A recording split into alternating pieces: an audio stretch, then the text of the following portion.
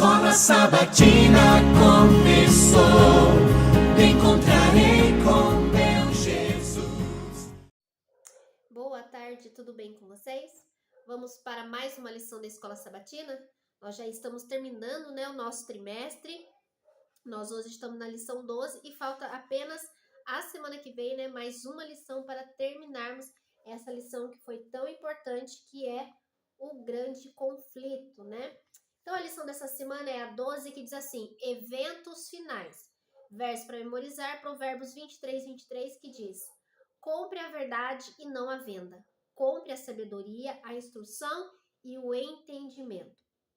Então, essa semana, nós vamos ver alguns pontos importantes, A lição dessa semana revela as profecias sobre os eventos finais e mostra a força de Cristo para nos conduzir no conflito e nos salvar, Em toda a Bíblia, o Senhor deixou como nós devemos agir, como nós devemos proceder nos eventos finais que seguem neste planeta, este mundo. Então, o Senhor não nos deixou no escuro, mas nos deu instruções necessárias para que a gente possa chegar até o final com triunfo e vitória. Lealdade a Deus e a sua palavra. Ao longo dos tempos, o grande conflito tem sido a batalha entre a verdade e o engano, o erro. Satanás é mentiroso e o pai da mentira.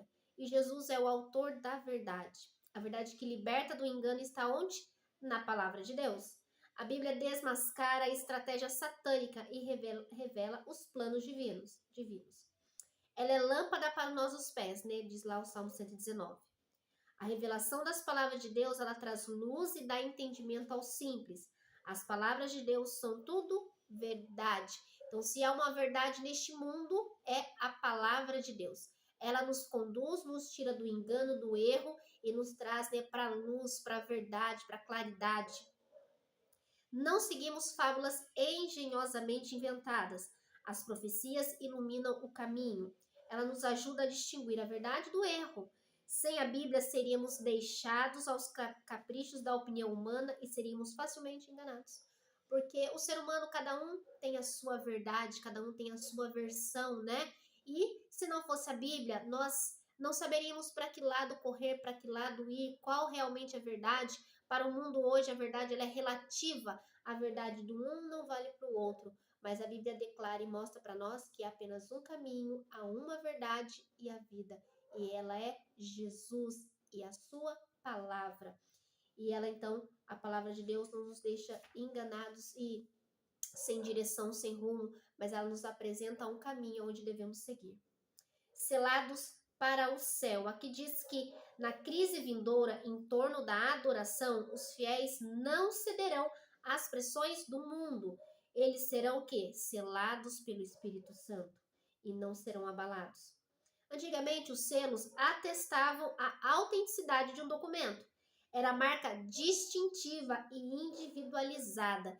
Então, Deus, quando nos sela, Ele também nos distingue, separa, atesta a autenticidade de que Ele é o nosso Deus, o nosso Criador, e nos separa, para os seus fins. Uma vez que o conflito final se concentra na adoração a Deus e na sua autoridade, conforme revelado em sua lei, é de se esperar que o selo de Deus ele é integrado à sua lei. Então, o mandamento, o quarto mandamento, o mandamento sobre o sábado, ele há 3 elementos contidos nesse mandamento que mostra um selo autêntico. De todos os mandamentos, o quarto mandamento ele apresenta, então, esse elemento de selo. Qual é o primeiro? O nome daquele a quem o selo pertence. O mandamento diz, Senhor, seu Deus. O segundo elemento, seu título, aquele que fez. Então, aqui está mostrando que Deus é o Criador. E o terceiro, o seu território. O mandamento diz, os céus e a terra, o mar e tudo o que neles há. A Bíblia algumas vezes chama um selo de sinal também. As duas palavras são intercambiáveis, como sinal ou selo de Deus no centro da lei divina. O sábado, então, é o centro do conflito final em torno da adoração. De todos os mandamentos, o quarto é que possui esses elementos de selo, de autenticidade. O selo de Deus é colocado na testa, que é um símbolo do quê? Da mente. E representa uma decisão consciente, né? Tomada aqui, ó, no consciente. E a marca da besta é recebida na testa ou na mão, indicando que as pessoas estão convencidas mentalmente e por, né, escolha própria fazem essa decisão, ou como alternativa consentem a falta de oração para evitar a morte. De qualquer maneira, elas tomam a sua decisão. O diabo odeia os que são obedientes a Deus. Então, o clímax do grande conflito é quando o dragão, que é Satanás, trava uma guerra contra o remanescente, e esse remanescente são os que guardam a lei de Deus e têm a fé em Jesus. Terça-feira tem a pergunta: a quem adoramos? Nos últimos dias, o grande conflito se descortinará de forma dramática em torno da adoração. Adoramos o Criador ou adoramos a imagem da besta? Essa é a nossa decisão, né? Por mais difícil que seja imaginar esse evento, o mundo está mudando drasticamente. A crise do Covid-19, há pouco tempo vivemos por ela, nessa pandemia, mostrou que da noite para o dia tudo pode mudar, as leis podem ser alteradas. Embora não saibamos detalhes da execução da marca da besta, não é difícil imaginar. No mundo instável, a profecia pode se cumprir mais rapidamente do que pensamos. Às vezes nós achamos, nossa, isso pode demorar muito para acontecer, mas na pandemia ficou claro para nós que as leis podem ser mudadas de um dia para o outro e todas as coisas podem mudar. O mundo parou praticamente de um dia para o outro. Os fiéis que não seguirem a besta e a sua imagem sofrerão penalidades, perseguições e até mesmo a ameaça de morte. A humanidade continua a ser o que sempre foi, corrupta, sedenta de poder e violenta. Embora não saibamos como os eventos finais se desenrolarão, não é difícil de imaginar como vai ser essa perseguição, não é? Com certeza será uma perseguição terrível, né? Onde exigirá de nós realmente uma posição. Não dá para esconder, não dá para ficar em cima do muro. Quarta-feira, as chuvas Temporã e Serôdia. Aqui diz que o derramamento do Espírito Santo no Pentecostes promoveu a igreja cristã. 3.000 se converteram num único dia, né? Apenas 120 crentes reunidos, né, para orar fez essa diferença, porque ali foi derramado o Espírito Santo e só num dia eles conseguiram converter através da pregação do Evangelho 3.000 pessoas. Pelo poder do Espírito Santo, os discípulos alcançaram um mundo então conhecido em seu tempo, né? A previsão de Joel sobre a chuva temporã cumpriu-se no Pentecostes, né? E agora falta o quê? A chuva serôdia, né? E ela cairá com maior poder para preparar a colheita final da terra. Esses termos, chuvas temporã e serôdia, são retirados do ciclo de colheita de Israel. A chuva temporã caía no outono para germinar a semente. Já a chuva serôdia caía na primavera para amadurecer a colheita.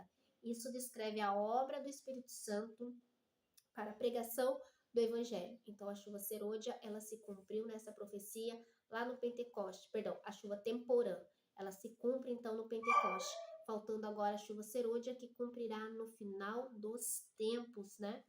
E vai haver novamente uma grande proclamação do Evangelho e conversão das pessoas. Para encerrar, o alto clamor. O anjo que anuncia a queda da Babilônia tem grande autoridade. Como os anjos do Apocalipse 14, esse anjo representa mensageiros humanos. Ele revela a glória de Deus tão plenamente que ilumina toda a terra. Cheia do poder do Espírito Santo, saindo com a autoridade de Cristo vivo, que em sua vida e morte triunfou sobre os principais e potestades do inferno, a igreja no Novo Testamento iluminou a terra com a glória de Deus. Em poucos anos, os discípulos proclamaram o evangelho ao mundo, então conhecido de sua época, né? Eles chegaram até os confins da terra da sua época. No fim dos tempos, o Espírito Santo será derramado com poder, sem precedentes, e o evangelho será proclamado rapidamente também até os confins da terra.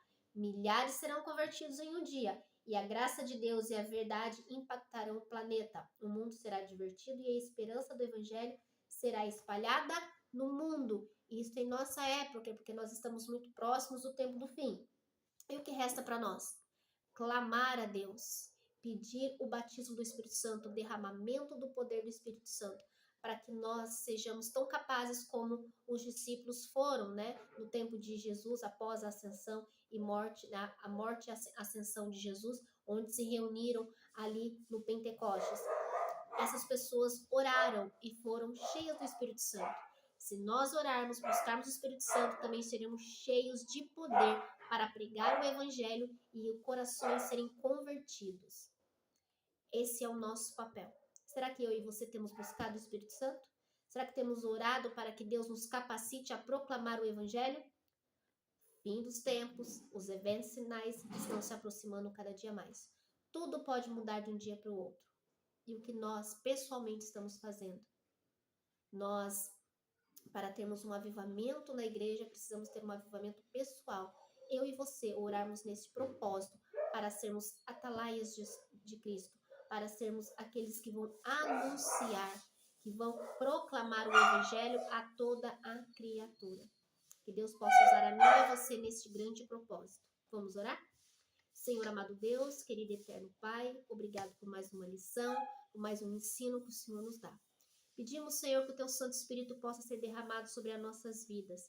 Capacite-nos com o poder do Teu Santo Espírito para pregar o Evangelho e converter corações que estão ainda endurecidos, mas que todas as pessoas deste planeta tenham a oportunidade de fazer a sua decisão. E nós oramos para que elas se decidam ao lado de Cristo Jesus. Nos usa como instrumento em Tuas mãos, é o que te pedimos e agradecemos, em nome de Jesus. Amém? Que Deus abençoe, continue estudando a palavra de Deus, continue estudando a lição da Escola Sabatina e que o Espírito Santo seja derramado em sua vida diariamente. Deus abençoe a todos e até a próxima lição, se Deus quiser.